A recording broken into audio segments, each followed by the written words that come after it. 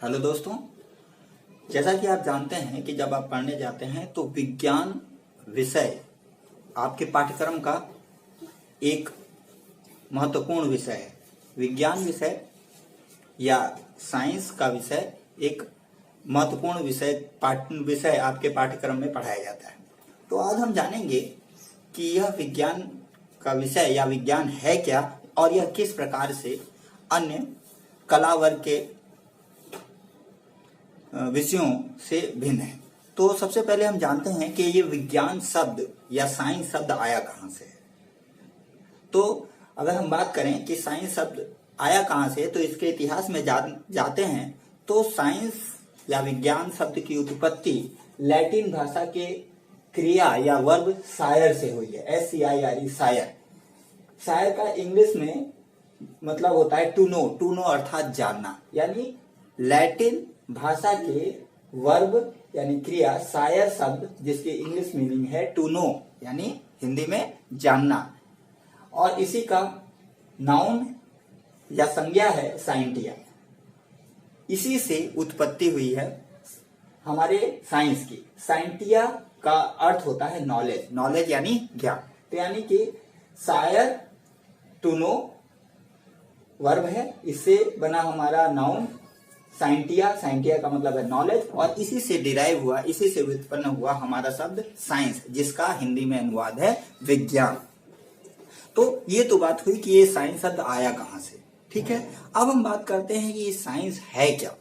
जैसे कि हम बहुत समय से ही, प्राचीन काल से ही अपने चारों तरफ के वातावरण को, नेचर को, प्रकृति को, अपने आसपास की वस्तुओं का अध्ययन करते आए हैं और विभिन्न प्रकार से अध्ययन करते रहेंगे, और ये प्रक्रिया लगातार चलती रहेगी जो उत्तरोत्तर लगातार हमारे ज्ञान में वृद्धि करेगी।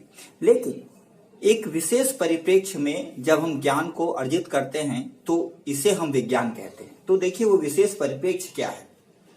यदि ज्ञान इस प्रकार का हो कि वो सुव्यवस्थित हो, सुसंगठित हो, सुव्यवस्थित हो, सुसंगठित हो, और ऑब्जर्वेशंस यानी प्रेक्षणों और प्रयोगों पर आधारित हो, तो इस प्रकार के ज्ञान को हम विज्ञान कहते हैं।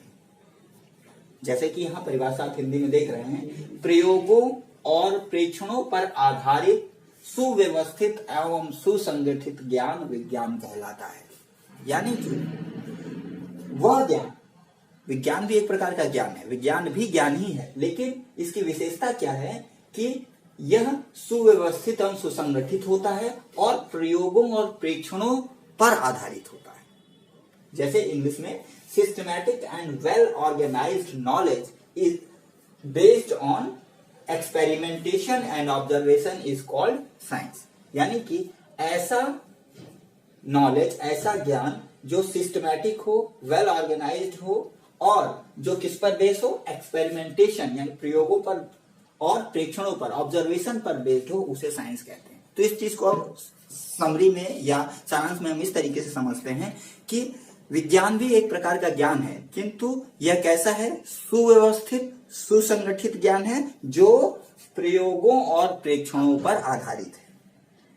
यानी कि systematic and well organised knowledge based on experimentation and observation is called science. तो इसका मतलब क्या हुआ, ऐसा नॉलेज जो सिस्टमैटिक हो, वेल ऑर्गेनाइज्ड हो और एक्सपेरिमेंटेशन और ऑब्जर्वेशंस पर बेस्ड हो।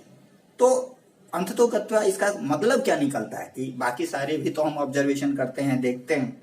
देखिए विज्ञान में क्या है कि हम एक्सपेरिमेंटेशन करके किसी भी फैक्ट की पुष्टि कर सकते हैं। फॉर एग्जाम्पल, विज्ञान कहता है कि प्योर वाटर का बॉइलिंग पॉइंट या शुद्ध जल का क्वथनांक 100 डिग्री सेल्सियस है। 100 डिग्री सेल्सियस है। तो ये एक स्टेटमेंट या फैक्ट हुआ, ये एक तथ्य हुआ। लेकिन विज्ञान, अगर ये विज्ञान कहता है तो इसका मतलब इसको आप एक्सपेरिमेंटली प्रूव कर सकते हैं। कैसे? आप प्योर वाटर लाइए, उसमें थर्मामीटर डालिए और उसको हीट कीजिए, देखिए 100 डिग्री आते ही वाटर बॉइल करने लगेगा। इसका मतलब ये है साइंस का कहना।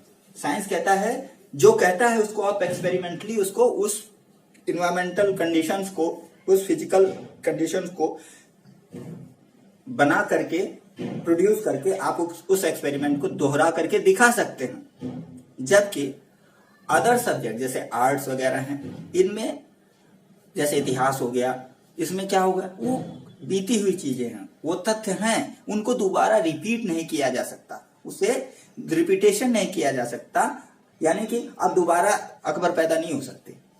वो इतिहास की कहानी है, पढ़ी जा चुकी है। लेकिन साइंस जो कहता है उसको आप दोबारा वैसी भौतिक परिस्थितियां उत्पन्न करके उस चीज को, उस घटना को दोबारा आप प्रदर्शित कर सकते हैं, प्रयोगों के द्वारा दिखा सकते हैं। तो इसका मतलब क्या हुआ है कि जो साइंस उन्हीं फैक्ट्स को, उस नॉलेज का नाम है, उस ज्ञान का नाम है जो कि क्या हो, सिस्टमैटिक हो, सुव्यवस्थित, सुसंगठित हो और एक्सपेरिमेंटली वो प्रूव्ड हो। एक्सपेरिमेंटेशन करके आप उसको शो कर सकते हैं, यानी कि उस तथ्य को, उस फैक्ट को, उस ज्ञान को आप बार बार एक्सपेरिमेंटेशन के थ्रू शो कर सकते हैं। तो ऐसा ज्ञान क्या कहलाएगा, विज्ञान कहलाएगा। इसीलिए विज्ञान की परिभाषा दी गई है, प्रयोगों और प्रेक्षणों पर आधारित सुव्यवस्थित एवं सुसंगठित ज्ञान विज्ञान कहलाता है। जबकि ऐसा ज्ञान जिसको आप प्रयोग प्रैक्टिकल करके रिपीट न कर सके, वो क्या है, वो विज्ञान नहीं होगा, वो ज्ञान की श्रेणी में आएगा मात्र।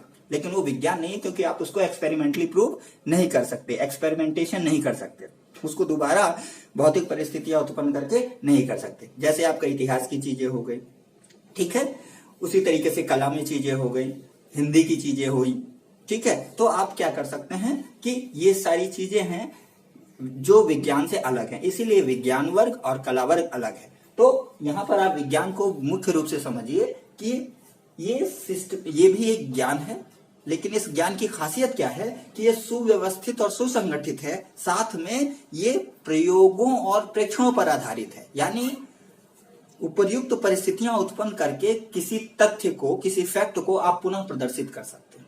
जबकि कला जैसे इतिहास जैसी चीजों में, इतिहास जैसे सब्जेक्ट जो कला वर्ग में पढ़ाई जाती है, उनके साथ आप ऐसा नहीं कर सकते। जैसा कि मैंने अभी आपको उदाहरण दिया कि वाटर का बॉइलिंग पॉइंट आप बार बार एक्सपेरिमेंटेशन करके फिजिकल कंडीशन में बार बार दिखा सकते हैं कि 100 डिग्री सेंटीग्रेड है। इसलिए ये फैक्ट कि जल का क्वथनांक 100 डिग्री सेंटीग्रेड है एक साइंटिफिक तथ्य है, ठीक है। लेकिन इतिहास में बाबर हुआ, उसकी कहानी थी, वो एक कलात्मक तथ्य है, क्योंकि उसको आप दोबारा प्रैक्टिकल करके नहीं दिखा सकते, ठीक है। तो इस तरीके से ये है विभेद विज्ञान में और आपके कला वर्ग के विषयों में। तो विज्ञान बेसिकली प्रयोगों और प्रेक्षणों पर आधारित है। अब हम बात करते हैं, विज्ञान तो बहुत पहले से ही चला आ रहा है, प्राचीन काल से विज्ञान चला आ रहा है, और जब से हमारी संस्कृतियां उत्पन्न हुई तब से विज्ञान होता आ रहा है। लेकिन अब क्या बात करते हैं कि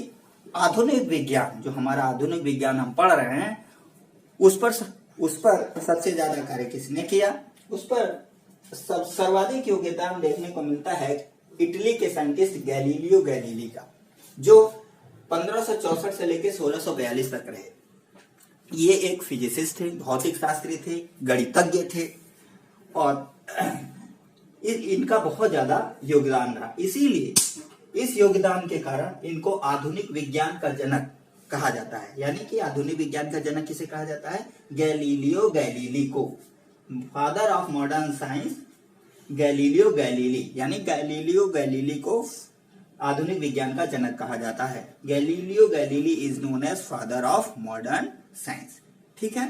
तो आज के वीडियो में बस इतना ही। नेक्स्ट वीडियो में हम बात करेंगे विज्ञान के शाखाओं के बारे में। तब तक के लिए थैंक यू, एंजॉय।